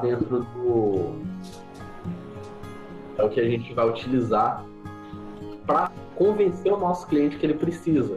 Esse conhecimento simples que vocês viram hoje é um conhecimento que vocês podem repassar para o dono da empresa que vocês estão desenvolvendo ou dentro do próprio projeto para treinar os seus sócios, colaboradores, para ter uma visão de pensar um pouco mais na segurança da informação. No mais, hoje é o que eu queria falar com vocês. E essa foi um pouco do conceito da segurança da informação, um pouco mais do que um hacker ético faz. Hacker ético nessa questão é quem trabalha utilizando esse lado negro da força para conseguir chegar no nível maior de maturidade de segurança dentro das empresas. E é isso. Legal. Você falou que está se formando ainda ou você já é formado? Não, estou formando em engenharia da computação. A formação já chegando. É a primeira formação? A primeira formação. Como você entrou nesse mundo, então, de segurança? Rapaz, eu comecei a trabalhar com segurança mais novo, porque eu sempre trabalhei eu gostava muito de servidores de jogos, e eu tive um servidor de jogo invadido há uns 10, 12 anos atrás, e eu achei assim, a coisa mais absurda do mundo, e eu quis de alguma forma saber como que aquilo funcionava para conseguir me proteger. E aquilo foi uma imersão em conteúdo absurda. Tem o professor Marcos Flávio Araújo Assunção, que eu fiz vários cursos com ele da DefHack, e o cara é sensacional, e o que eu consegui sugar dele, palestra, conteúdo, e até chegar hoje, que eu já tenho uma empresa que é focada nessa área de análise de segurança, foi muito o apoio do Marcos Flávio nos cursos que ele ministrava aqui em Belo Horizonte, curso que eu já fui aqui fora do estado, mas principalmente a questão do autodidata, do estudo por conta e do caso de uso de vários clientes que me deram a oportunidade de mostrar como que faz essa análise. Essa I9 é a sua empresa, então? Você está falando, isso, né? Isso. Ela é de segurança, então? Você faz consultoria de segurança? Hoje a gente atua na área de desenvolvimento, segurança e servidores. A gente faz toda essa infraestrutura de servidor já pensando nessa questão de CDN, de nível de disponibilidade. A gente pensa em tudo isso, mas o foco do negócio é a segurança. A gente acaba que a gente desenvolve bastante sistema, porque é uma área muito rentável, mas o foco é a questão de análise de aplicação web, teste de vazão da empresa, teste de rede sem fio, que é o core business da empresa. Para você estudar isso aí, não tem curso, né, cara? Você começou sozinha, nem você falou, né? Você vai... Cara, o problema tem curso. Eu posso indicar para vocês um curso, quem quiser mexer na área, tem um curso excelente na Udemy. Eu vou pegar até aqui para passar para vocês, que é do Marcos Flávio. O curso é sensacional.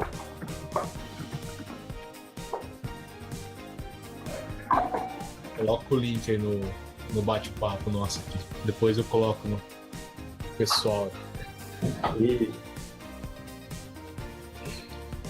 tá caríssimo aí, mas vale o investimento. É R$25. Sem brincadeira.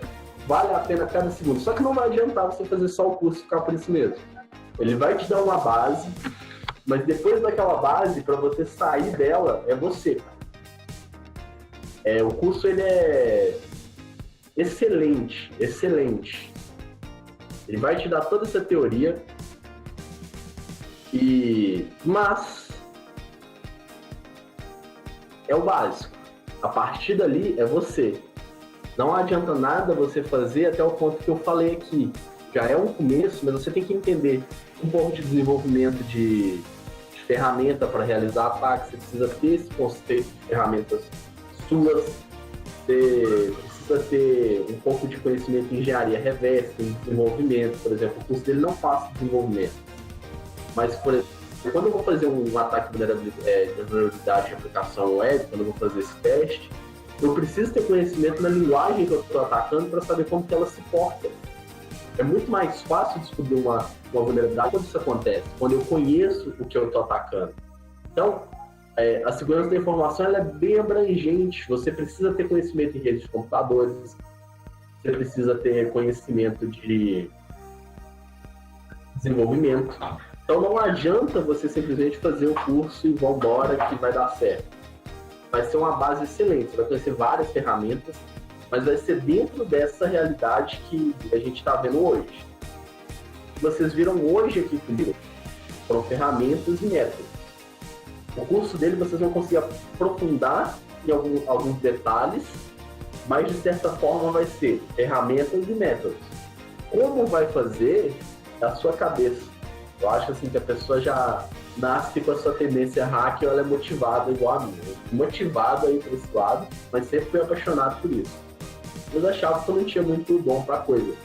Só que a sua cabeça que vai fazer você ser um bom invasor. Às vezes eu chego no sistema e eu falo, por exemplo, se eu fazer um teste numa aplicação móvel, cara, como que eu vou invadir isso? E eu monitorava o tráfego, tudo criptografado e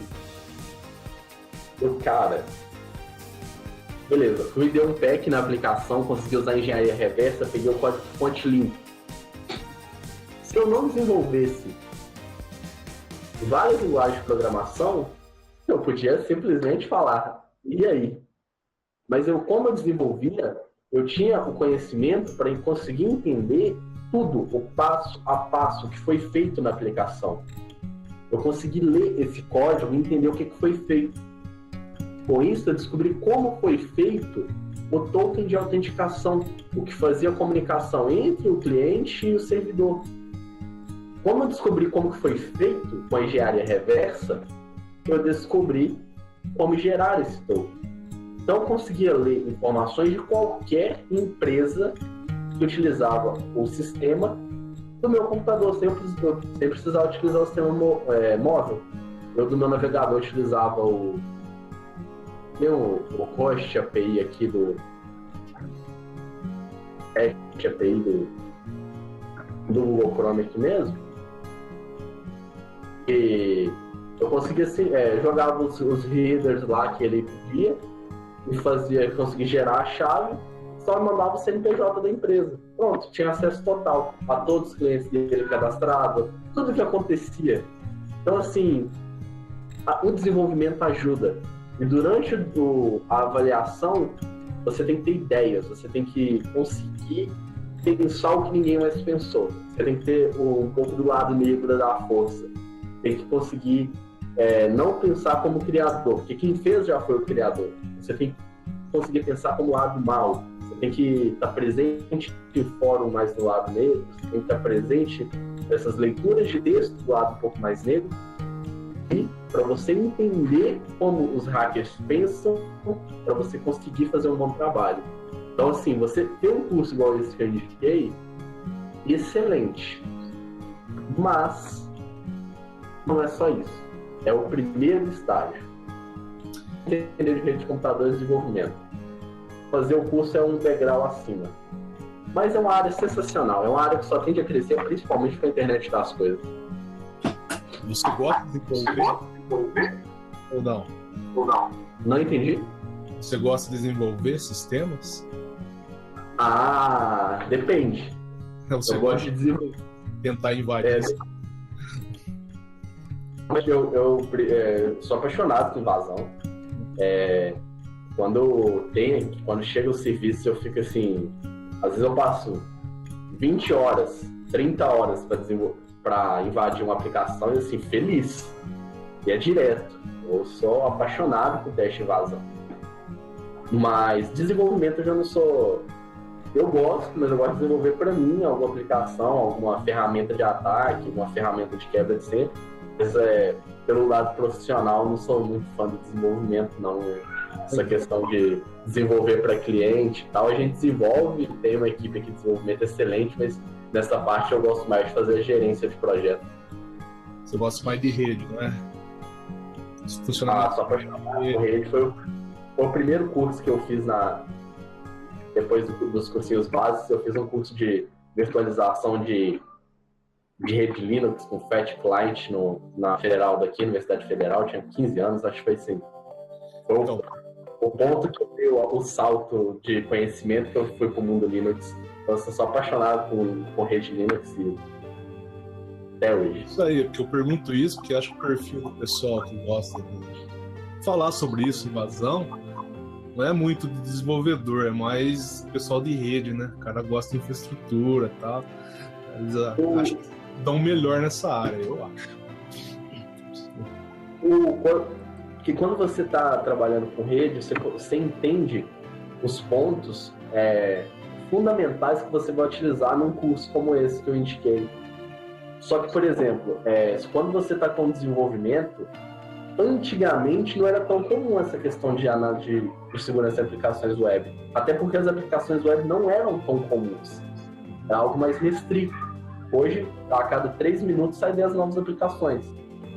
Então, a gente tem uma quantidade absurda de novos temas saindo e as pessoas estão começando a se preocupar mais. E aí que entra o ponto. Um hacker ético totalmente focado na área de redes de computadores, ele não consegue fazer uma boa análise de vulnerabilidade de aplicações web. Porque não é só rede. Você tem que entender a programação. O SQL Injection e tal é besteira, mas você tem que entender como funciona o ORM. Você tem que entender como é que trabalha o banco de dados, como é que é feita a consulta. Você tem que entender todo esse passo a passo. Se você não entende esses pontos, não adianta. Você não vai ser um bom analista de segurança. Então, na minha opinião, o pessoal de rede é mais fácil eles estudarem esse tipo de ataque que você está falando, porque eles não vão precisar programar, né? Então é melhor, assim, fica mais fácil para eles, do que um cara que gosta de programação e for estudar ataque, porque ele vai ter que estudar rede. E geralmente o programador não gosta de rede. Ele não gosta de saber como funciona, essas coisas, ele gosta de usar. Ele não gosta de saber. Mas a questão, muitas vezes, o mercado é bom, mas você tem que gostar. Porque o desenvolvedor acho que tem um pouco disso também, mas a minha diversão é ficar lendo fora do meu horário de trabalho. Eu faço teste de segurança o dia todo. Tô comigo teste o dia todo. De noite eu tô lendo sobre segurança. Por mim eu tô lendo sobre segurança. Então, assim, desenvolvedor também tem muito disso, sempre tem coisa nova para fazer, mas você tem que gostar, você tem que amar a segurança para você ser um bom profissional. Só que o lado do desenvolvedor, para entender essa área, talvez para fazer esse curso, talvez para isso, é entender aonde ele pode melhorar o código dele. Eu acho que foi mais o foco, porque quando você falou, vamos fazer lá o Hangout pro Araras Dev e tal, eu falei, beleza, vamos fazer questão de segurança. Por quê? Para abrir a mente, para saber que é possível. Não quer dizer que vocês vão realizar teste de segurança, mas vocês vão pensar, opa, isso existe. Quando vocês forem dar um include qualquer lá, opa, o cara pode usar isso daqui. E se uma pessoa que assistir isso aqui conseguir fazer, eu acho que o meu papel foi bem feito. Se uma pessoa começar a pensar um pouco diferente, só porque viu essa palestra, só porque viu que é possível ser invadido igual o Gmail e tal foram, já tá o suficiente. Porque ir para a área, trabalhar para a área é muito além, é algo que você já tem que nascer com gosto, você nasce com gosto para desenvolver. Não é só por dinheiro, principalmente a área de segurança, não vai fazer por dinheiro.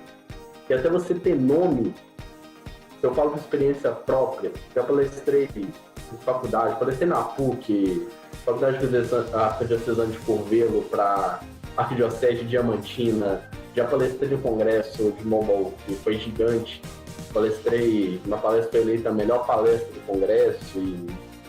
Então, assim, mesmo assim é muito difícil a área. Reconhecimento é demorado, e até você começar a ser reconhecido por isso, você não ganha muito bem. Então, assim, você tem que entrar por gosto, e até você chegar num ponto interessante, você vai ter sofrido bastante. E o desenvolvimento não, o desenvolvimento você começou a desenvolver, se você tiver coragem para pegar projeto, mesmo sem entender muito bem o que você está fazendo, você deslancha, cara. Se tiver qualidade, se tiver boa vontade, você pegou um projetinho ali da padaria, você vai fazer aquilo ali que você vai vender para 300 padarias. Então, assim, a ideia mesmo da palestra, de entender, é você melhorar o seu desenvolvimento, você pensar 2 vezes antes de fazer um código que não seja tão seguro. Na hora de você... Porque, por exemplo, às vezes a gente usa hash. Às vezes o desenvolvedor vai lá e dá um MD5 e coloca no banco de dados. Poxa, cara, não faz isso. Tá errado. Hash de senha é personalizada, não é MD5 que acabou. A hash de senha vai ser a senha que o cara digitou, mais uma chave, MD5 disso tudo e MD5 disso tudo de novo, beleza? Só que se todo mundo fizer isso, já não presta também. A sua hash ela tem que ser personalizada. Você vai usar uma chave, toda a senha vai ser juntada com isso, depois vai gerar o MD5 disso. Por quê? Se alguém obter acesso ao seu banco de dados, fácil de descobrir a senha do pessoal. O MD5 ele é simples de quebrar, ele não é simples de quebrar, mas, por exemplo, você consegue gerar várias versões do MD5 muito fácil. Então, password, DP456, arroz, feijão, João, sistema, tudo isso você joga num banco de dados de MD5, você consegue identificar qual que é a key que você usou. Agora, se você colocar a senha que o cliente usou mais João e fazer o MD5 disso, pronto, você já tem uma hash personalizada. Nenhum quebrador de MD5 vai conseguir saber o que você fez. Então, assim, é por aí que você tem que pensar. Eu acho que na área de segurança, de desenvolvimento, acho que falta muito curso, né, falando sobre o assunto. Mostrando como que você adiciona segurança na sua aplicação. O pessoal mostra muito como utiliza framework, mas framework você não sabe o que funciona por trás, né? Não tem um curso assim específico, vamos pegar uma aplicação aqui, vamos ver os tipos de ataque, nem que você falou lá, os 10 tipos de ataque. Vamos pegar os 2 ataques e vamos fazer ficar seguro com esses 2 ataques. Você não vê. Mas a gente pensa um pouco no quesito. A última palestra que eu fiz foi voltada para desenvolvimento, para segurança em dispositivo móvel. O pessoal sente essa falta, mas muita gente ainda não procura essa área de segurança. Você pode ter visto que a procura pelo curso, o pessoal acha interessante, mas quando você ministra um curso, às vezes, de uma tecnologia, de um framework, enche. Mas fala de segurança, o pessoal, porque segurança não vende. Segurança não é... Ninguém pega segurança. Segurança é sensação. E sensação você vende do jeito que você quiser. Você finge, você não entende nada de segurança. Se você finge para o dono daquela empresa que está te contratando que seu sistema é ultra seguro, você nem sabe o que significa segurança. Você não entende de segurança. Mas você já vende isso. Se você já vende sem estudar, para que você vai estudar? Então, o desenvolvedor ele ainda tem, não todos, mas grande parte ainda tem. Em que se aplica segurança para mim? Segurança não é só instalar um plugin aqui, não. Se eu chamar a biblioteca segurança e dar um tá tudo certo? Então, assim, às vezes aí na cabeça é um pouco fechada para essa questão, porque eles não sabem que é possível. Imagina, cara, você pensar que é possível só de você navegar em um site, em um blog de notícia lá do seu time, sem clicar em nada. É algo assim que você fala, como? A gente fala, parece ser meio impossível, mas é real. Então, às vezes, falta muito conteúdo, mas também falta quem consome esse conteúdo. Principalmente, para você gerar conteúdo, você tem que ser pago para gerar conteúdo. E você não vai, se não está tendo fluxo para gente de graça, imagina pago. Verdade. Complicado, né? Tem um aqui, o Daniel, não sei se você quer fazer alguma pergunta, Daniel, você tá com o microfone fechado aí, não sei se quer fazer, ou você tá sem microfone mesmo, mas você escreve no chat aí. Ou não, né? Sei lá. Daniel chegou no finalzinho aí. Vai disponibilizar o replay lá no YouTube pra quem quiser ver? Vai ficar gravado. Beleza. Deixa eu ver o que o cara escreveu ali. Gostei muito, com certeza vou dar muito mais atenção a partir de agora no desenvolvimento de aplicações e aplicações web. Muito obrigado. Que nem você falou, quando nós vemos uma palestra assim, eu já vi várias assim igual a sua, e muito interessante mesmo. Mas que nem você falou, você pegar para estudar mesmo, aí que é o negócio, né? Tem que vir de você, porque não tem curso pronto. Eu tenho um livro aqui, comprei um ano já. Eu não li ainda, tem que ler. Porque começa a estudar muito outras coisas e tal. Não sei se vocês estão vendo aí. Deixa eu ver aqui. Vocês estão vendo aí? Então, Sim, sim. Aqui, ó. Teste de invasão. Eu tenho que ler isso aqui para melhorar minhas aplicações até. Mas tem negócio, na hora que você vai estudar, aparece um framework novo. Eu gostei desse livro que você tá. Só que ainda para quem é desenvolvedor, eu achei ele um pouco muito técnico. Técnico, né? Acho que dificultou. Eu gosto desse daqui. Esse dá para ver. Beleza do Hacker Ético, sim. Não, vamos ver, né? Esse livro aqui, ele... No início aqui fala um pouco que ele é um livro que não é necessariamente para quem está na área técnica. Ele é um livro que ele é um pouco mais aberto, é do mesmo autor do curso. Só que se você vai fazer o curso, você não pega o livro, porque o curso é a narração do livro. Então, esse livro aqui é sensacional. Esse aqui pode um pouquinho da área de vocês, mas também, já que está falando, eu recomendo, que é o Wireless Hacking, que ele fala um pouco sobre invasão em rede sem fio. Esse aqui é um pouco mais técnico, mas vai dar para você roubar a internet do vizinho de boas. E se você tem uma ideia de abrir sua mente para a área, você quer abrir, recomendo esse daqui. Depois que você conseguir ler esse livro, realmente entender o que ele está falando, a sua mente vai ficar aberta para a área do hacking. E aí você vai pensar exatamente o que você está fazendo, até onde você pode ir. Esse livro é o Honeypot Honeynet. Ele fala para você aprender a detectar os invasores. Ele ensina você a criar redes falsas, projetos falsos, para identificar o que os atacantes estão fazendo. Empresas gigantes usam. Por exemplo, aqui em Minas a gente tem o Ativas Data Center.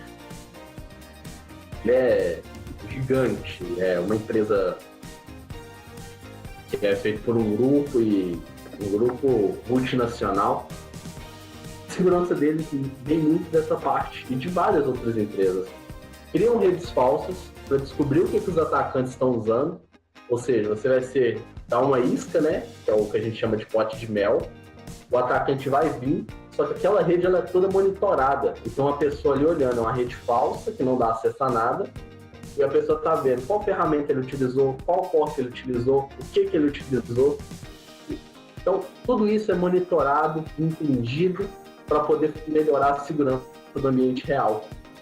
Então esse livro é muito interessante, que é algo muito além do que a gente pensa. Já é difícil a gente pensar em proteger nossa aplicação. Aí pensar em criar uma aplicação falsa para saber o que eles estão fazendo contra a gente é meio teoria de conspiração, só que grandes empresas já fazem isso há muitos anos. Então, assim, recomendo a leitura. Os 3 livros que eu mostrei é do Marcos Flávio. Tem outros autores aí que são excelentes, mas para quem está iniciando a didática do Marcos Flávio, você acha mais interessante. E tem algum sistema operacional que você utiliza? Nem tem aquele Linux, como chama aquele Linux lá que o pessoal geralmente utiliza? Kali, né? O pessoal gosta de utilizar para testar essas coisas. Realmente é bom ou é sacanagem? A história é mais ou menos assim. Você fala num grupo. Tem um grupo no WhatsApp que o pessoal estava falando, que é o Escola Hack. Pô, eu fico só olhando para ver o que esse pessoal tá fazendo. O pessoal fala, eu instalei o Kali, sou hacker, isso e aquilo. O Kali é uma distribuição do Linux como qualquer outra. A única diferença é que já vem com as aplicações instaladas. Você pode realizar teste de segurança do Windows, do Linux, o que você quiser. O Linux ele é um pouco mais fácil porque já tem mais aplicações. O Windows ele não tem tanta aplicação para realizar teste. Só que se eu desenvolver minhas próprias ferramentas, eu posso usar o que eu quiser. O Linux ele é para quem usa as ferramentas já prontas, só que eu posso usar no Debian, no Ubuntu, no Mint, no qualquer versão. Se você usar no FreeBSD, O pessoal, quem usa Kali Linux eu uso só raiz, ainda uso backtrack. Não, eu uso Parrot Linux. Eu uso... Cara, não existe isso, não tem melhor, não tem pior. Você gosta daquela versão, você personalizou ela, você instalou pacotes externos, você conseguiu fazer rodar, você desenvolveu o que não tinha do seu jeito, é aquilo ali que vai dar certo.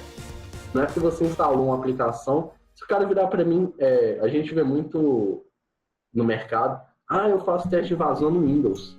Mas se é ruim, usa Linux, usa Kali. Cara, se o cara consegue fazer o teste de invasão no Windows e o trabalho dele tá de qualidade, não é porque todo esse ponto hacker vem dessa questão open source, Linux e tal, isso tá errado, não. Se o cara desenvolveu ferramentas de qualidade, ele tá até mais, tá no nível até superior da gente que usa o Linux para fazer isso e usa ferramentas de terceiro. Então, assim, e cada vez é mais complexo, porque, por exemplo, se eu vou fazer... Eu recebi um edital da Fiocruz para mim realizar o teste, passar um orçamento para realizar um teste de segurança em toda a rede da Fiocruz. Eu não posso usar ferramentas terceiras. As ferramentas que foram utilizadas no teste têm que ser desenvolvidas por mim, ou por alguém que me autorizou a utilizar e que eu tenha ciência do código-fonte, tal e tal e tal. Então, assim, a gente divide lá os standards, o ScriptKid, são pessoas que aprenderam a usar a ferramenta e utilizam aquilo, mas o hacker em si é um conceito, é um estudo muito maior do que uma ferramenta. Se eu pegar um P50 e dar um help nele lá, eu já sei como é que eu te ataco, vou derrubar a sua internet. Mas não é assim. Não é só isso. Não é usar a ferramenta. Aprender a usar a ferramenta é fácil. A questão é aprender o conceito por trás de cada ferramenta, para que mesmo que não exista a ferramenta, você saiba desenvolver, você saiba fazer alguma coisa ali por trás disso. A distribuição que você vai usar é o que menos importa. Voltando no caso da Fiocruz, eu não podia usar... não saiu ainda quem ganhou a licitação e tal, mas eu não posso usar ferramentas minhas. Eu tenho que desenvolver. Tem uma série de regras. Então, o cara que o cara é o fantástico do Kali. Não vai adiantar nada. Não pode usar nada que tá ali. Se usar quebra de contrato, você não recebe, toma um processo ainda. Então, acho que as pessoas têm que pensar menos bater no peito, mais ter humildade, mais tranquilidade. Não tem resposta certa, não. É a mesma coisa. O Laravel é melhor, o Code Igniter é melhor, o Cake PHP é melhor. Para cada um vai ter um melhor caso. Não tem receita de bolo, não tem nada que é bom para todo mundo, não. Se o cara produz melhor com Cake PHP, se o cara produz melhor com I, melhor que o I lá, cara... 300 anos o cara tá no I, não quer vincular, se ele tá conseguindo fazer software de qualidade ali e ele tem público para aquilo, ele tá certo. Errado é quem tá preocupado com ele. Exatamente. Então não importa, né, se for ver, né? Se for ver, é você saber os conceitos, né? Não saber usar a ferramenta. Né? É isso, né? Então é isso aí, cara. Acho que tem alguma coisa pra falar aí? Você quer falar? Não, tranquilo. Se tiver alguma dúvida aí, sempre fazendo um merchanzinho aí. Eu tô postando alguma coisa de hacking lá no blog da Inovidades. E a gente já tem algumas coisas lá sobre o Google, Shodan, as vulnerabilidades de aplicações web. Falei um pouco lá sobre o ransomware WannaCry. E aí tem alguns quesitos lá. Aí se vocês quiserem acessar em inovidades.com.br/blog. Aí vocês conseguem dar uma olhada. Precisar de alguma consultoria também em segurança, não necessariamente consultoria paga, às vezes quer bater um papo e tal, pode bater um papo comigo, pouco até vendo os produtos, normalmente só de você vir para uma rede de servidores de alta disponibilidade com a segurança diferenciada já resolve um problema de uma aplicação web. Então a gente tem esse tipo de serviço lá. Então quem quiser bater um papo lá comigo lá, pode mandar lá no formulário de contato no site que a gente dá uma acertada numa data e tal. E a gente consegue envolver algum bate-papo e chegar numa solução bacana para você. Beleza, então. Então, acho que já deu tempo, né? Ficamos bastante aqui. Então, beleza. Falou, Robert. Obrigado aí. Um abraço, tchau, tchau. Até uma próxima. Boa tarde para todo mundo. Falou.